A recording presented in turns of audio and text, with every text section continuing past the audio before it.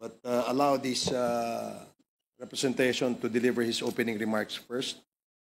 So, magandang umaga po. Good morning, Senior Deputy Speaker Dong Gonzales, Deputy Speaker JJ Suarez, my Quadcom co-chair Benny Abante, Dan Fernandez, Joseph Caraps Paduano, and Quadcom Vice Chair Romy Acop, distinguished colleagues and members of the Quadcom, esteemed guests, welcome to our 13th Quadcom hearing.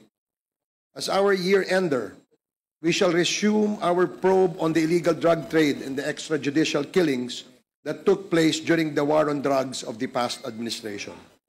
These two topics are inseparable, as we have seen that the extrajudicial killings were perpetrated, tolerated, and even encouraged during the implementation of the war on drugs. It was only recently that we have discovered the correlation between the two. It was as if the war on drugs cannot be implemented without killing thousands of people. We didn't know the extent of this problem back then.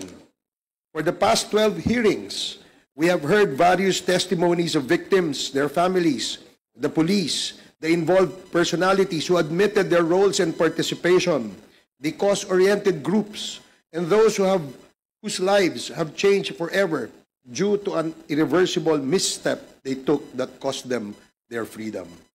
Naipalabas ng Quadcom ang mga tunay na pangyayari sa mga pinaslang na mga biktima sa pamamagitan ng mga salaysay ng mga nakasaksi, ng mga pamilya at ng mga otoridad.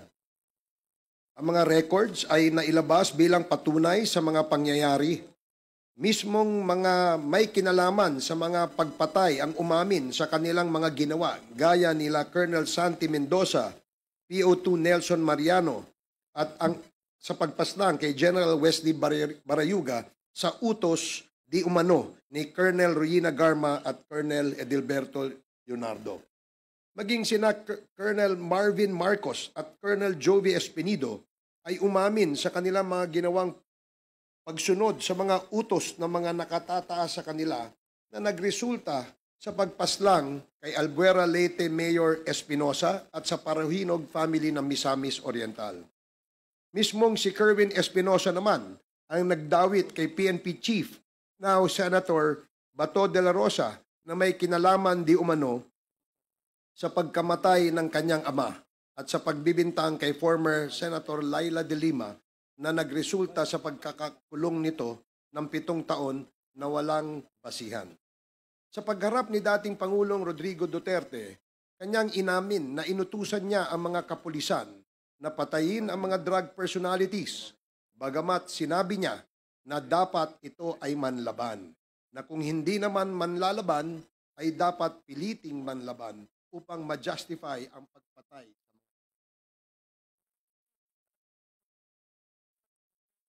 Garma na siya ay inutusang mag-organisa ng mga operatiba upang ipatupad ang war on drugs sa buong Pilipinas gamit ang Davao model. Inako din ng dating Pangulo ang responsibilidad at pananagutan sa mga nangyaring patayan na isinagawa ng mga kapulisan. Inamin din ng dating Pangulo ang katotohanan sa mga bank accounts na naglalaman ng malalaking halaga, bagamat sa una ay pumayag siyang pumirma ng waiver, ito naman ay kanyang binawi sa huli.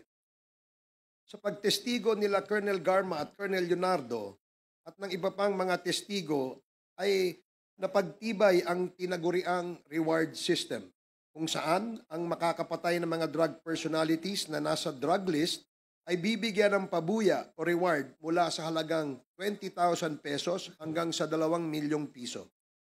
Ito ay napatunayan din ni Tata Tan at Andy Magdadaro, mga preso sa Davao Penal Colony na noong 2016 ay inutusan di umano ni Colonel Garma at ni PO2 Art Narsolis na patayin ang 3 Chinong drug convicts sa loob ng selda. Pagkatapos nilang mapatay ang mga Chinong ito, ay binigyan sila ng tagi-1 milyon ni Mr. Art Narsolis.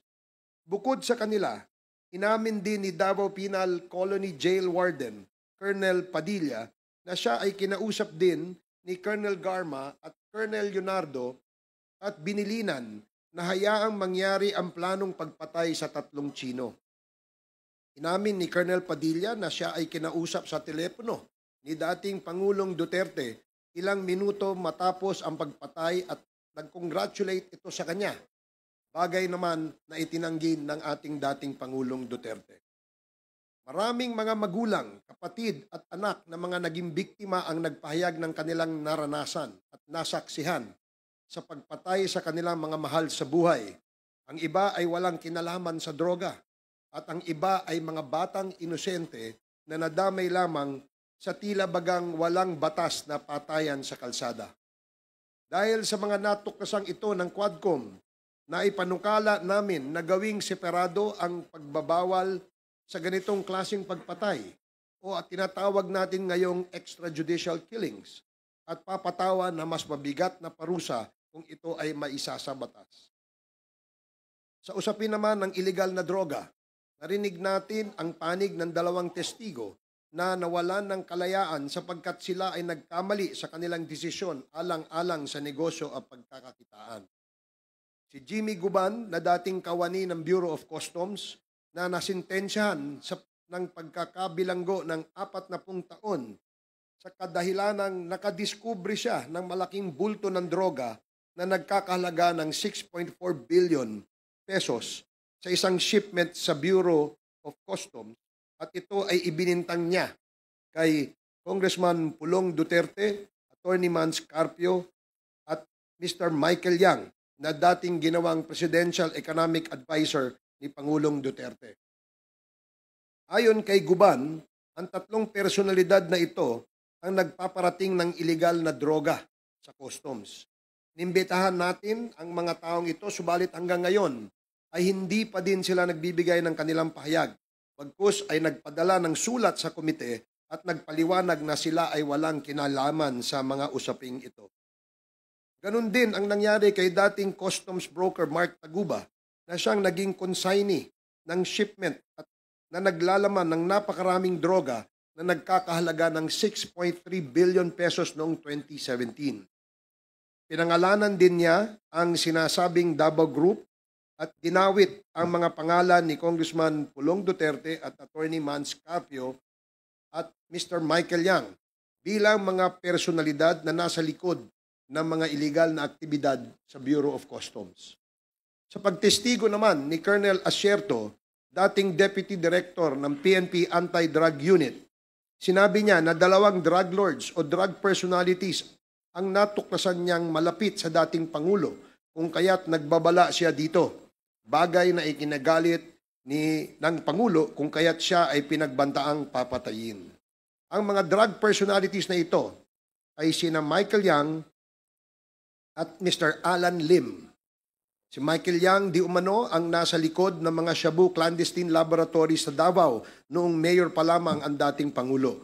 At si Alan Lim naman ang naaresto sa isang raid sa drug laboratory sa Cavite noong 2004. Si Alan Lim or Alan Lin din di umano ang Lin Weixiong na malapit kay dating Pangulong Duterte.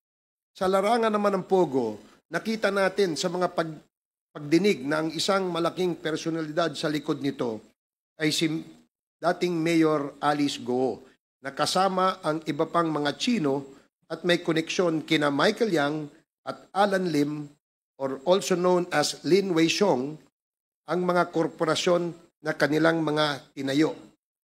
Kaya dito nakita ang kaugnayan ng Pogo sa iligal na droga. Sa ngayon, kinansila na ng gobyerno ang pekeng birth certificate ni Alice Go or Go Waping at tinanggal na rin siya bilang alkalde ng Banban, Tarlac. Marami pa po ang susunod. Ang Pogo sa Banban, Tarlac ni Alice Go at ang Porac, Pampanga Pogo na Lucky South kung saan naugnay si Cassandra Leong at si Attorney Harry Roque ay nakitang may mga malapit na kaugnayan. Si Attorney Harry Roque ang nagsilbing abogado ng Lucky South at iyan ay napatunayan sa kanyang pakikipagpulong kay PAGCOR Chairman Al Tenco na kasama si Cassandra Ong at ilang beses na nag-follow up sa PAGCOR upang makuha ang lisensya ng Lucky South Lucky South, Pogo. Maliwanag ang lahat ng ito sa records ng Quad Committee. Si Attorney Harry Roque din ay nakitaan ng paglago ng kanyang ari-arian na mula lamang sa deklarasyong 125,000 noong 2016, ito ay lumobo sa 125 million pesos noong 2018. Bagamat maraming dahilan si Attorney Harry Roque, hindi niya isinumite ang mga dokumentong sinasabi niya magpapatunay dito. At sa halip ay nagtago siya at inatake ang Quadcom at kinestyon ang jurisdiction nito. Bukod sa pagtatago, siya ay tumakas patungong ibang bansa. Marami pa siyang kailangan ipaliwanag sa bayan. Sa mga nakitaan namin ng mga peking birth certificates, kami ay agad na naghain ng panukala upang bigyan ng kapangyarihan ang mga ahensya ng gobyerno na magkansela ng mga fictitious at late registered birth certificates ng mga kaduda-dudang mga dayuhan na hindi na kailangan pang dumaan sa korte. Kasabay nito ay naghain din kami ng panukala na kukumpiskahin ng gobyerno ang mga ari-arian o mga pag-aari ng mga peking Pilipinong korporasyon gaya ng Empire 999 na siyang nagmamay-ari ng 560 million pesos shabu na pinaimbak sa kanilang bodega sa Mexico, Pampanga. Sa ngayon, kansilado na din ang rehistro ng korporasyon sa Securities and Exchange Commission at ang mga incorporators nito na kinabibilangan ni Mr. Willie Ong at Mr. A.D. Tai Yang na parehong Chino na nagpanggap na Pilipino ay nahaharap sa mga kaso bilang o mga kaso kabilang na ang drug trafficking at money laundering. Marami pa pong korporasyon ang nanganganib na makansila ang lisensya at rehistro sa parehong modus at kaugnayan kina Michael Yang, A.D. Yang, Lin Wei Xiong, or Mr. Alan Lim. Bunsod na mga ito, isa pang panukala ang ngayon ay dinidinig ng kapulungang ito, ang total ban sa lahat ng klase ng Pogo. Napakarami na pong nakita at nadiskubre ang Quadcom. Kaya naman po hanggang ngayon ay pilit pa rin sinisiraan ng mga bayarang trolls or narco-vloggers at kritiko na wala namang naintindihan sa usapin o sadyang ayaw umintindi na madali namang maintindihang pinag-uusapan. Marami pa pong lalabas na katotohanan. Tumutok lamang po kayo.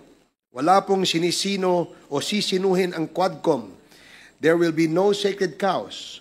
We will leave no stone unturned in search of the truth, justice, and accountability. Numerous bills have been filed and will be filed in the days to come to address the loopholes we discovered and the lapses that we need to fill. Dahil sa inyong kooperasyon, suporta, paniniwala at pagtitiwala, ang Quadcom ay matagumpay na humaharap sa lahat ng pagsubok upang mabatid ang katotohanan at mabigyan ng katarungan at kasagutan ang ating mga hinaing tungo sa tunay na kapayapaan. Nagpapasalamat kaming muli sa inyong pagtangkilik at pagtitiwala. Maraming salamat po.